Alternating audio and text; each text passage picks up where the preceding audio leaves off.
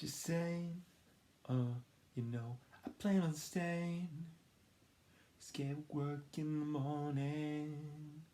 You're the only one I seek out. You're the only one I take out. Leon Thomas III.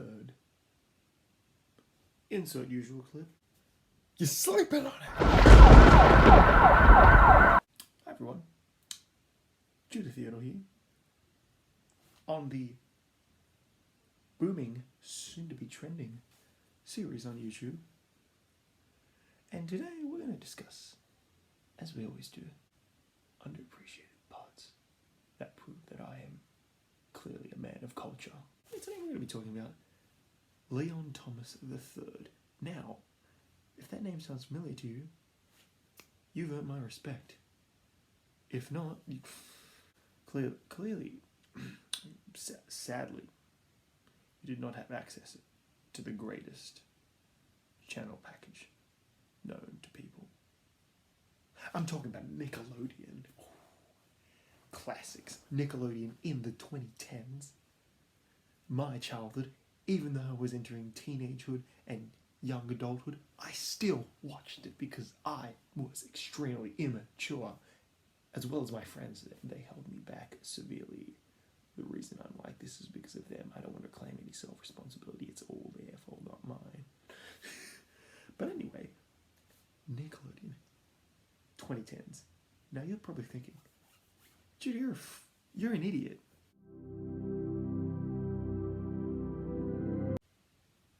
And you'd be correct. Very, very correct. But that aside, Judah, what does 2010s Nickelodeon have to do with Leon Thomas III? Well, let me finish for one goddamn second. You would have an explanation instead of just asking random questions as if I was engaging in a conversation with you. But during that time, in about from the years 2010 to 2013, and quite a victorious kind of show. The one starring Victoria Justice. But really the show wasn't about her. It was about the group dynamic between her and her friends. But no one really cared about Tori Vega and Victoria Justice to the point where, you know, her music career isn't the most successful. And everyone else went to greater things, being Ariana Grande and Liz Gillies and only two people succeeded off of that show. And, it's pretty good. It's pretty good for a Nickelodeon series. No one's in rehab yet. No one's dead. I see that's an absolute win. That aside, I'd say the most beloved character of the show was not Kat or Jade. And I'm a giant fucking simp for that, but it's a story for another day. The most beloved character of that show would have been the character of Andre, played by Leon Thomas III. And it was clear that he was a musical prodigy. The fact that he could be playing the piano, the French horn, guitar, and being extremely vocally gifted for someone so young, having so much control, very mature lyricism. Even for a show intended for, let's be honest, children. It's Nickelodeon.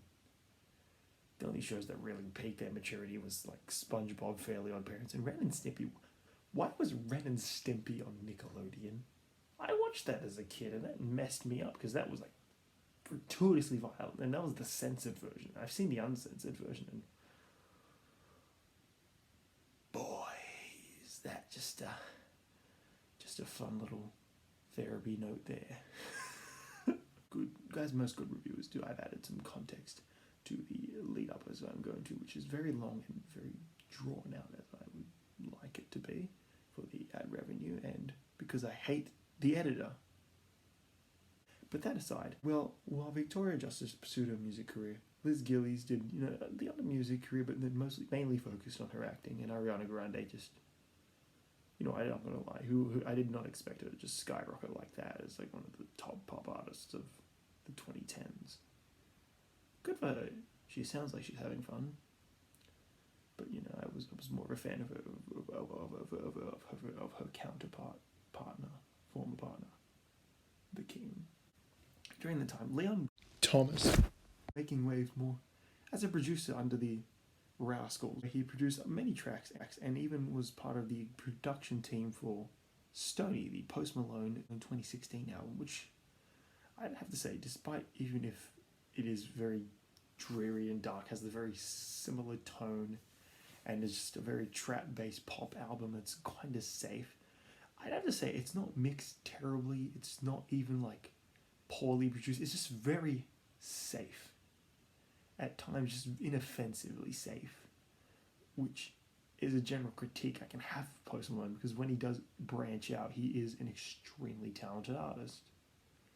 But that aside, he produced that. A lot of Ariana Grande's album he did work on. He's good because, you know, it's like she's... But boys help out boys. It was the standard moral code. He actually had a lot of his own solo material going on too, which he released an EP titled Genesis. Now, I didn't stumble into this EP because I was at Victoria's Dan, who just had to follow the careers of everyone.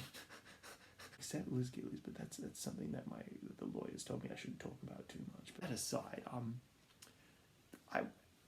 while I was out at a cafe, I'd always hear a certain song on, and it just always drew me because it happened to be there every time I was there, and it was immaculate. The vocals were just off the chops, hitting every note perfectly, and it was really just sensual, just charming as well.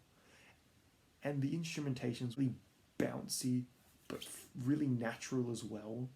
Like, it was looped just like a sample. It was just someone flicking at the piano, putting in those really, really nice synths, which I love. If you can combine acoustics and synths perfectly with percussions, it's just... that's what we call a deadly combination. And then I finally, decided to Shazam the song. And I was like, oh, Leon Thomas. I was like, it's pretty good. And then I was like, this guy looks familiar. And then it hit me when I Google searched, that's Andre, my boy. And then because of that, I put it on my Spotify, banged it constantly, and then listened to the entire album. Enjoyed it thoroughly. It is extremely underrated. I really wish it was on vinyl, because I'm not lying, I would buy it and put it up on my wall here. The wall hangers aren't in yet. I'm very, very annoyed. I ordered them about 2 months ago, and my room looks very desolate and white. I have to say, it was just amazing to see where he had gone. I was very impressed. I was kind of just really saddened more than anything, because a man who has such talent was just really mismanaged. Like, they handled Ariana Grande and Victoria Justice very well. Record pushers, singles, and, trying to promote it to the younger fan base and so on. But I feel like they didn't do enough for Andre. I feel like he did most of his stride on his own. Like, the only reason he could put out an EP like that was because he had enough funding from all the productions he had done for people like Post Malone and Ariana Grande herself. But I feel like Nickelodeon should have had a bigger push for someone like him, because as much as I don't really like the Star program that them and Disney Channel have, because, it's an oppressive lifestyle where they have to act a certain way, be in certain films and TV schedules on a really tight schedule that just ruins your childhood. But I have to say it can get them places. It gets them a big, big foot in the door. Dare I say, jams a human body as a sort of doorstop into the door of metaphorical success, and makes it quite easy for them to succeed. And I'm just really, really just baffled by how someone who's so musically gifted as a multi-instrumentalist and a vocalist and a writer as well, just to squander his potential, and for him to only self-release something himself, which I personally like, that doesn't even get enough credit or even just praise. I don't know if he doesn't want to do it himself. Like, I've seen him on his Instagram, because I just follow it constantly. He seems quite happy and content, and he's even won Grammys for his production. He produced Gold Roses, that Rick Ross and Drake feature, which is pretty good. I liked it. It was a good Drake, but mostly Rick Ross is the carry for me. I like Rick Ross. And it's a beautiful man right there. Anyway, in case of Leon Thomas the third. And it just really is one of those things that makes me realize there's just a really just poor mismanagement of talent in the music industry, because they have such a large scope of people they can pick. And someone as just gifted, charismatic, and from interviews and just his Instagram and just generally stuff people have said about him, he's a very wonderful person. But that's how it is. But that aside, there's also a really good Buddy feature, and it's just like, it's not like, a groundbreakingly lyrical song, but it's just a really tender song about finding the one, and just generally it's really emotive and passionate and well sung. The instrumental is gorgeous, with the perfect piano balladry and trap mix down with synths just elegantly. Please stream his song.